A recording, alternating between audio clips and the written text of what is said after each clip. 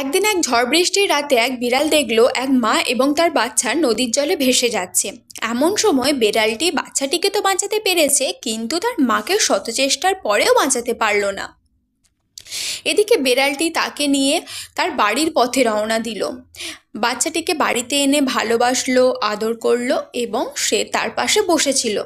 হঠাৎই দূর থেকে দাঁড়িয়ে তার বাবা সবটা দেখে সে ভাবলো বিড়ালটি হয়তো বাচ্চাটির কোনো ক্ষতি করবে। এই ভেবে চিল্লাচিল্লি করে তার হাতে লাঠি দিয়ে বিড়ালটির গায়ে সজোরে আঘাত করে তাকে রক্তাক্ত করে দিল।